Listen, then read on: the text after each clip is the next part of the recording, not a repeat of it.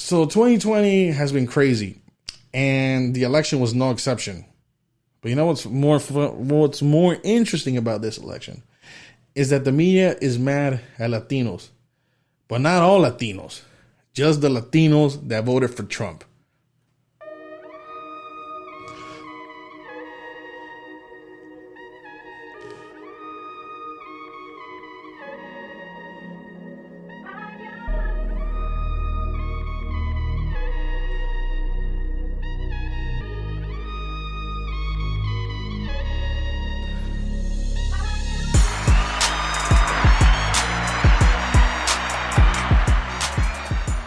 How's it going, guys? It's Eddie from Talk and Soy Americano, the two best Latino political podcasts out there.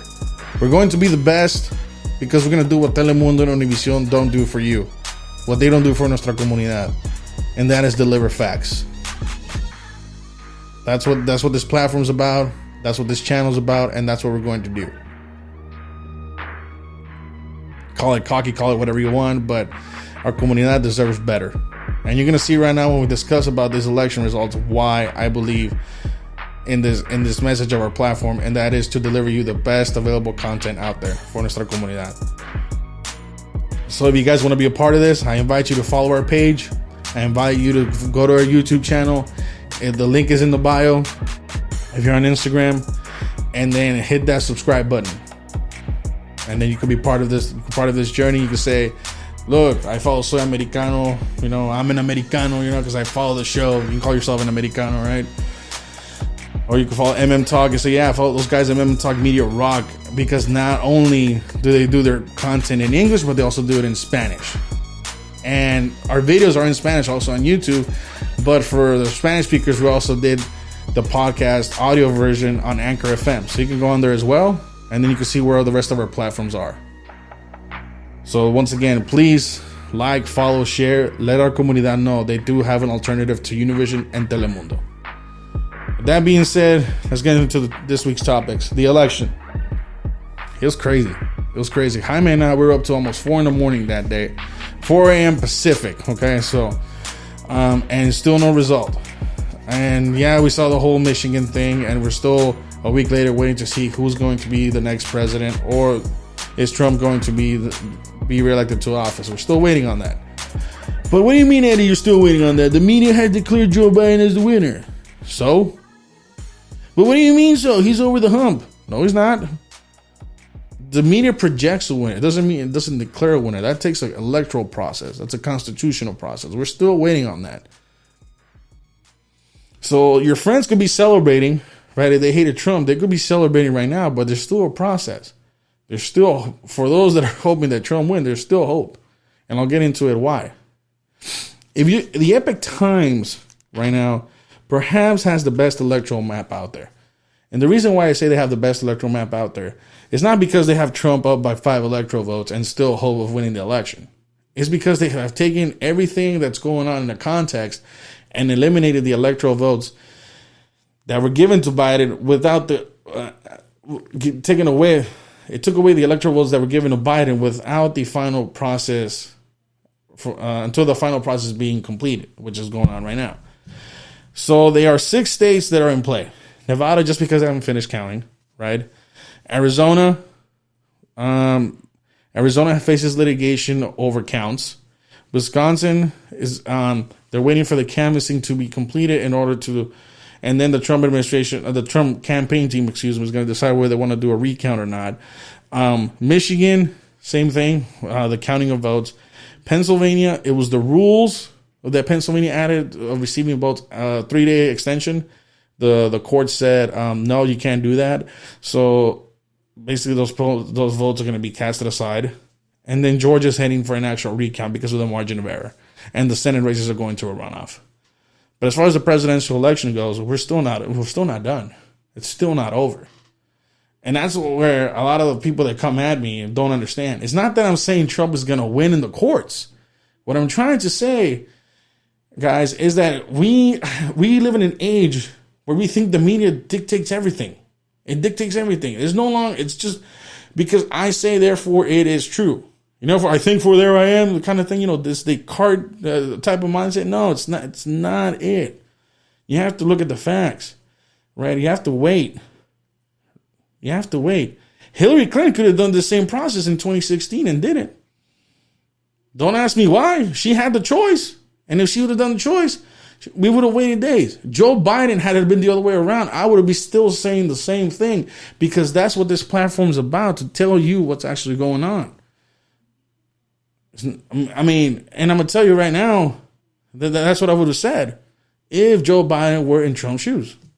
But we're talking about what Trump has to do in order to win this election, and because Biden has been declared the winner, right? So the question was, guys, is there hope, and what does President Trump have to do? The best explanation, perhaps, that I've read so far came from Andrew McCarthy from the National Review, and he has an article, and I'll put the link in the bio. In the description, and it says, when vote fraud is claimed, question is, did it make a difference? Now, you know that I just made claims that there was fraud in Wisconsin, potential fraud in Pennsylvania, right? Potential fraud in Arizona, all these things, right? It's not enough for the Trump legal team to determine if there was fraud. They have to also determine that the fraud that occurred basically changes the result of the election. Because if we're talking about a 40,000 margin and there's only 10,000 fraudulent votes, that's still a 30,000 margin. So Biden could still win even without the fraud. Without the fraud. So that's what the Trump team is doing. And that's what a lot of folks need to understand too. When you say, how are we going to win this in court? How are they going to win this in court? It's not just to prove there was fraud. You have to prove there's enough of it to turn the election. Okay? So that's where we're at. So in Pennsylvania, Michigan, Wisconsin, and all those, that's where you have to wait. So to all your buddies and all you Trump haters out there that are celebrating it, you know what? You can do it because you have your bragging rights.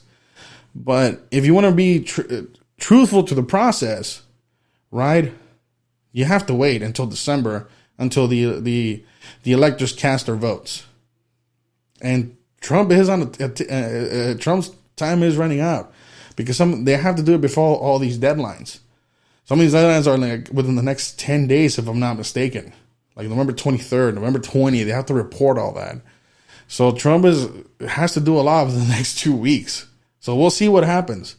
But it's not over, guys. And there's still a chance for those that are supporting President Trump. There's still a chance. Right? And like I said, it's for me, I like to use football analogies. I'll say Trump has 90 yards to go, 2 timeouts. No timeouts. Right? 2 minutes. It's not a Hail Mary. You don't have to do a Hail Mary. If you know your ins and outs of football, you can definitely do a 2-minute, a 90-yard drive under 2 minutes. Just ask Russell Wilson, ask Aaron Rodgers, just ask Tom Brady. They've done it. Okay. So, that's where we're at, and we'll see what happens. But if you guys have any other questions regarding, this process, please leave the comments, hit the comments below. I'll try to get this information to you guys as fast as I can. Like I said, there's a lot, but if I talk about this exponentially, I'll take hours to do so. So I will try to summarize as quickly as I can, dumb it down as best as I can, so you guys can understand it. But like I said, if you still want to know more, feel free to please leave your comment below, and I'll get you guys some information. Now,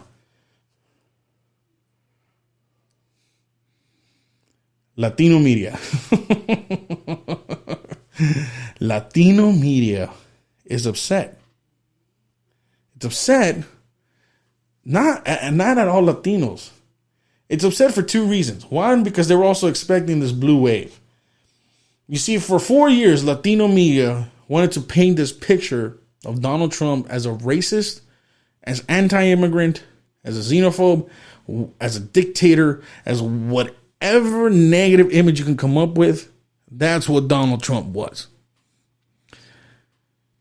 And what happened in Florida and what happened in Texas is driving them nuts. Now, Arizona, they got what they wanted. But in Florida and Texas, it's driving them nuts. Y'all saw what happened in Florida, right? Overwhelming Latino support for Trump. Overwhelming. Let me see if I have the sheet right here. Donald Trump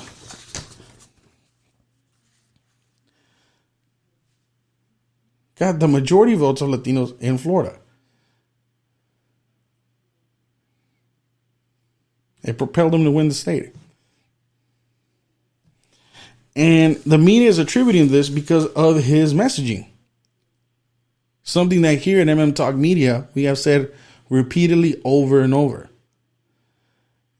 Back in January and February, whenever I'm going with January, he began his Latinos grassroots campaign in Florida.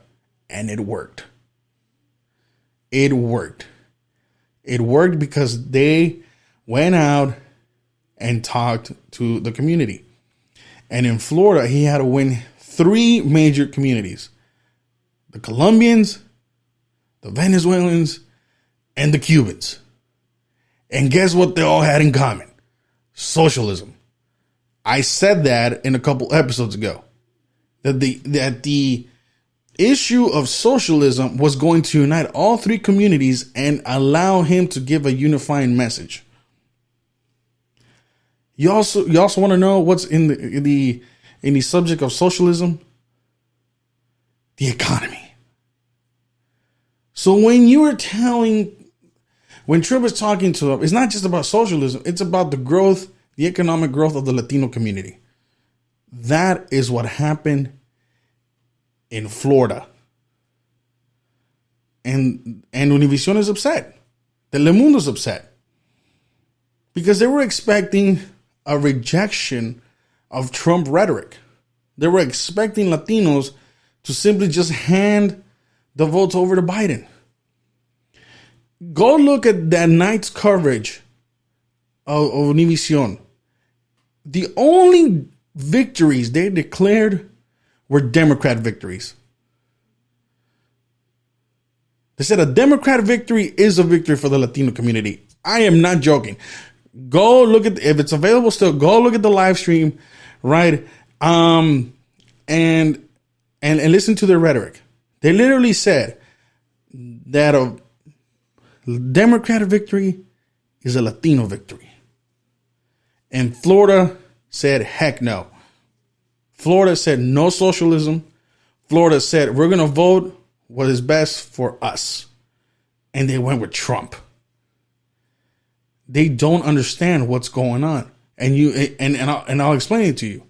Telemundo Univision is that those Republicans or those people decided to vote Trump, listen to the message that you have a choice. You don't have to vote Democrat. There is another option. And look at the platform.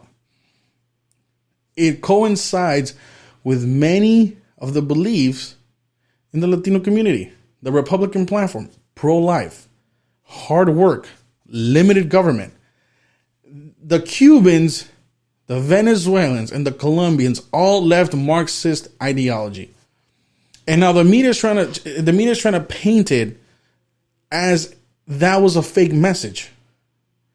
Is people eating out of garbage cans and drinking out of sewage water fake? Is trying to get away from the violence from left-wing guerrilla groups and cartels fake? Is getting on a basically a raft and rowing 90 miles to the Florida shore fake? No, it's not. No, it's not. But according to CNN, it is. CNN, right, in an article they just released on November 9th, so 6 days after the election, right, as soon as we get some exit polls, there's no such thing as the Latino vote. 2020 results reveal a complex electorate. So all these media groups now have one common message. Just because there's Latinos that voted not Democrat, we're not going to say there's no Latino vote. How insulting is that? How insulting is that to Latinos? Latinos who made a choice. Latinos who exercised their voting right. That's just insulting.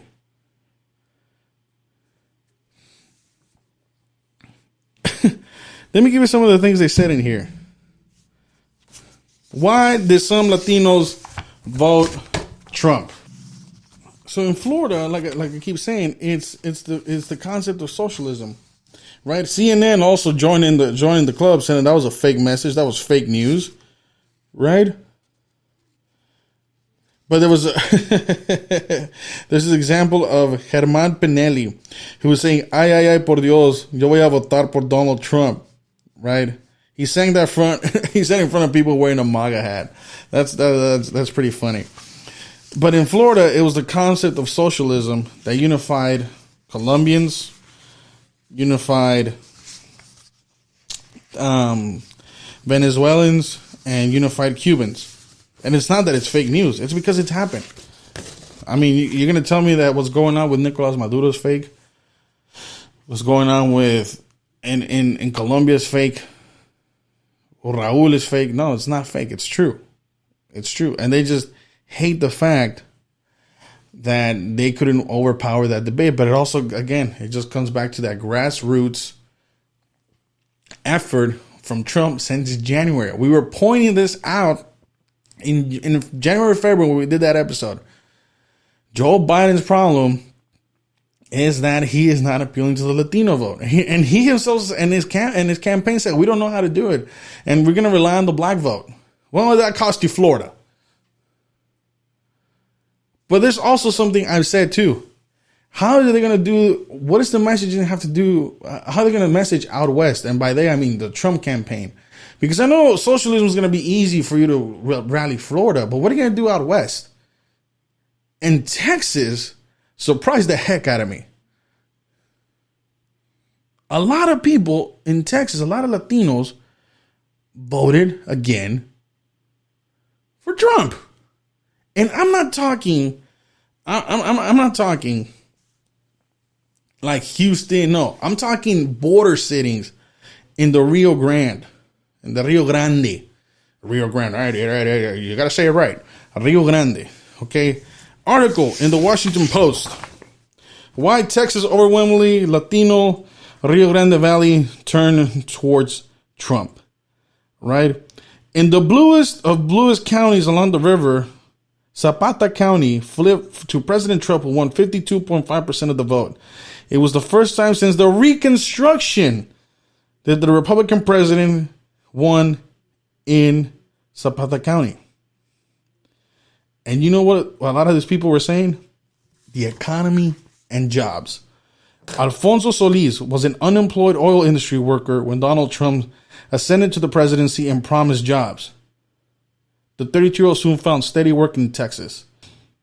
Peña and his family switched parties in 2010, helping forming the foundation of Republican grassroots resurgence in the Rio Grande River. They organized gun groups, Boy and Girl Scout parents, Bible study groups, started college Republican chapters to run conservative candidate government. They encouraged church groups to vote not for parties but for values, specifically promoting anti-abortion issues, upward mobility, and the poorest and the most religious regions of the country. That is how you win. It's funny because they also said that they took the Democratic playbook that Obama used in 2000, I think it was 2012, and they used it against them. Grassroots movement, moving down there. And it's funny because that's what Bernie Sanders was doing, and Bernie Sanders was infected in Texas during the primaries. But the Republicans saw that and said, we're going to use that too. But what was more interesting is why they were voting. Values. What's values to Latinos? Family, religion, work. It's not free government run healthcare, free education. It's not all this nonsense they were promoting, right? This is the bluest of bluest counties in Texas, and it flipped for Trump. Under grassroots movements and under the message, right, that we are going to promote job growth and you're going to be able to get out of poverty. And guess what? You can still hold to your family's values, worship however you like to worship. That's what happened in Texas. That is what's going on. And the media does not like it. The media does not like it. You know why? Because they thought that immigration was going to be the driving force that would turn Latinos against Trump. And Univision, and I'll put the link in the bottom. It is in Spanish, so that's why I'm not using it here. I will use it for Soy Americano. So if you want to see how I integrate that in Soy Americano, please go to that. But I'll just give you the summary of the video. Jorge Ramos had a couple people on, and they asked him, so what happened? Why did the Latinos vote Republican? Are they as conservative as Ronald Reagan say? Do we have to divide the vote? What's going on? And one of the guests perhaps put it the best way. Joe Biden wanted to give a unifying message. Republicans divided the message to target each individual group. Now, like I said, in Florida, it seemed universal because it's anti-left-wing policies those people reject. But in Florida, family values, religious values, hard work values, all those, right, are appealing to Latinos in Texas. He also said, not all Latinos eat tacos and drink tequila. I love that line, but it's true, and it's something that I even talked about here, and said, how do you appeal to that? How do you say anti-socialism, but how do you appeal to the West? How do you appeal to the West? Because it's gonna have to be surrounding around immigration, jobs, healthcare, and all that, and I just don't see how the Republicans can manage it. I just don't see it because there's never been a clear message. But as you saw in this election, it's jobs, it's the populist policies. That's what Donald Trump is: bringing jobs, empowering the people to get out of poverty. That is what Republicans are going to have to do from here on out if they want to win. The left can stick to immigration. It didn't work in Florida. It didn't work in Texas. It did work in Arizona. It did work in Arizona, but that's because grassroots campaign has gone there for a long time. It's been 10 years, and this interview has pointed that out. But you're going up against 10 years grassroots campaign. You're going against tough immigration policies that turn the Latino community off. So we'll see in the next election cycle if Latino Republicans in Arizona can turn that around. But it takes time. It takes time. There's this other hope they were also pointing to that maybe it's because there is a large older generation still alive that influences conservative values in the Latino community. And when that point was brought up, I kind of questioned it. And this is Texas, of course. This is from 2018, right? K-12 students in Texas represent 49% of the Latino population in Texas. 49% of the Latino population in Texas is K-12 ages. In 2016, that means they were eligible to vote now. And you're still having the same result. The same result that gave Trump a victory. And honestly, it has not been that much of a difference. It's actually been a trend. If you look at 2000, George Bush got 35%. 2004, he got 40%. McCain, 31%. Romney, 27%. Trump in 2016, 28%. Trump in 2020, 32%. So it's been pretty much there steady. But what upsets the media is there was no rejection. And in fact, there was a flip. So who knows? If you're at 32, right? Trump only basically has to beat, the next Republican just has to beat Bush's numbers. And now you're making a real impact in the Latino community. And if you keep it with the grassroots movement, if you keep it with channels that I've seen on YouTube and on Instagram, the social influencers, right? Don't give punchlines, give the facts, give the message because it's working. It's working. And the media is getting upset over it. It's the same trend in the African American community. They're losing ground with the African American community, right? Yeah, it went from 8% to 12%. That's still a jump. That's nearly a 50% jump in 4 years. You mean to tell me the media is not going to get upset because they almost lost 50% of viewers? I mean, are you nuts? They're trying to downplay it. But if you look at the trend, if you appeal to populist policies, you will get more Latinos to vote Republican. And we told you that this was probably going to be a trend after the Telemundo interviews when they gave their polls, their exit polls of who won the debates. And what did I say? Immigration was not a topic. And without immigration, who did the Latinos pick? Trump and then Pence. And it's funny because the Telemundo did not give, after the third debate, they didn't even release a poll. They didn't even release a poll. But guys, the Latino electorate is showing you in 2020, it did show you, right? And this is just current exit polls, that even at 32%, you know what the message has to be. Jobs, the economy. Jobs, the economy. How are you going to get it to them? Trump flipped the bluest of bluest counties in Texas. It hasn't been done since the Reconstruction.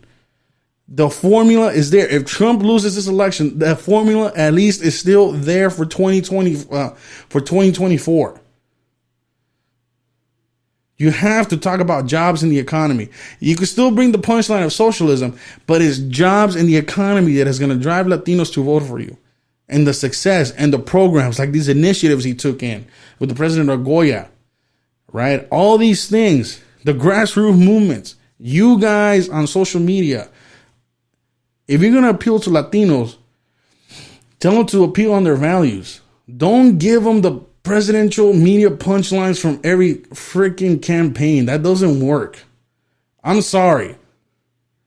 Okay, I've seen some of you social influencers online, right? Just wearing MAGA hats and wearing Trump shirts and all that. That doesn't do anything. That appeals to your base. That appeals to your channel. Fine. How are you going to influence Latinos outside of that? How are you going to influence Latinos outside of that? And a lot of Latinos didn't, I can tell you right now, because it's been a complaint that I keep hearing. It's not what the president was doing. It's the way he was delivering his message. And I get it. Donald Trump does not have the best speaking skills out there. And I get it.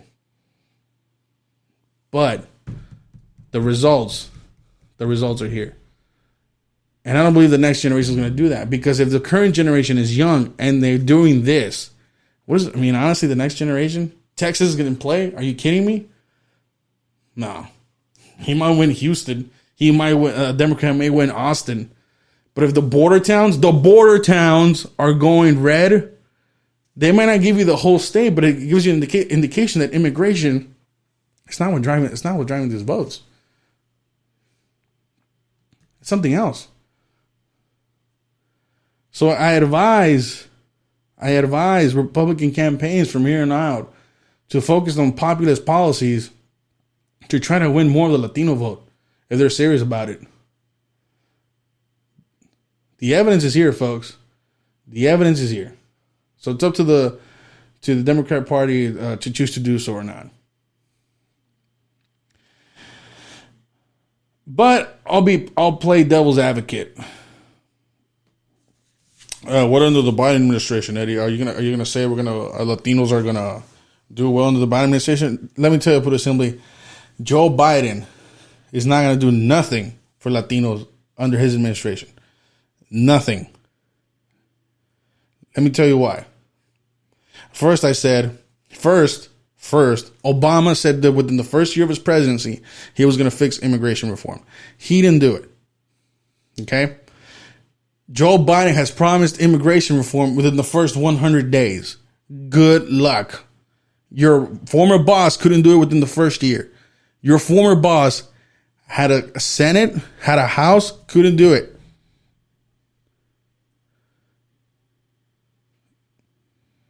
You tried again, you couldn't do it. Tried one more time, you couldn't do it. Right? And this is not excusing Republicans, by the way, because I know Republicans had a hand in trying to stop immigration reform, because we're still in the grid like, well, you have to give me security and I'll give you like amnesty or something, something around those grounds. I'll allow you to ease up on the security process and allow more immigrants to come in. Something along those grounds. And Republicans tend to say no for security purposes, and Democrats say, well, we can't have immigration reform then. Also, the economy. It's funny how AMLO, the president of Mexico, and the president of Brazil don't even recognize his election. But I'm going to go back to AMLO because it's the most important one. A couple of weeks ago, we talked about how Mexican companies and business owners wanted Trump reelected. Now they fear that the Biden administration may reverse all these policies and fear what the economy is going to do, or how the economy that's going to impact the Mexican economy. Ooh, it's not going to look good.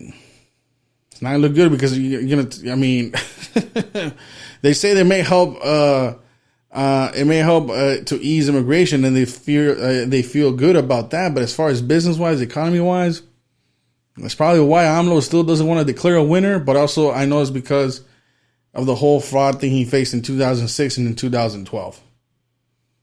And that has to be it. But there's a lot of uncertainty in the markets, and especially given the way both markets have grown in partnership since the new NAFTA went into effect. So we're gonna have to wait for that. But that, like I said, that's jobs too. Jobs are gonna either leave, right, or they're gonna be outsourced. And I said you have to maintain those populist policies. So again, Joe Biden and his plans, uncertainty at this point, right? There's this article in The Hill, right, and it points out that Joe Biden's immigration policy will do more harm than good. Quote, if undocumented aliens who live in the United States aren't convicted of a crime, their risk of being deported is quite low, even under the Trump administration. So this goes back to some of the things I pointed. If you read the economist George Borjas states that the losers of unchecked immigration, and furthermore unchecked unskilled immigrants, makes low-skilled African Americans and Latinos the losers of when they're trying to take jobs. That's George Borjas. That's a Cubano. So, he's telling you that if you have unchecked immigration, it will impact the unskilled job market, and the first to be affected by it are Latinos and African Americans. And so this is the thing, and they're going to say that this document, and I'll put the article again in the description. He said that a lot of the policies that Joe Biden is going to do is going to mirror Obama. Well, how did that turn out?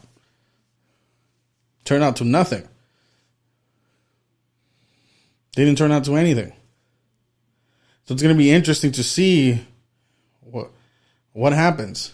But you have uncertainty in the markets. You have uncertainty from foreign leaders already. You have a potential Senate that's going to be predominantly Republican. So what is Joe Biden going to do? And may I add a fourth? You're going to have a lot of upset Republican supporters probably coming out, and independents coming out in 2022 and 2024. So the future I'm telling you right now, conservatives, it's not dim. It's pretty bright. It's pretty bright. And I hold a positive attitude. I hold a positive attitude because it's just a trend that I'm seeing right now, and I could be totally wrong. But based on what's going on right now, Donald Trump flipped 12 House seats. Is going to maintain a Republican Senate. How is that not a good trend to the next midterms and then the next presidential election, if he so happens to lose? Donald Trump has set a new standard for the Republican Party. And it's an effective one. It's an effective one. Talk about jobs, you will win.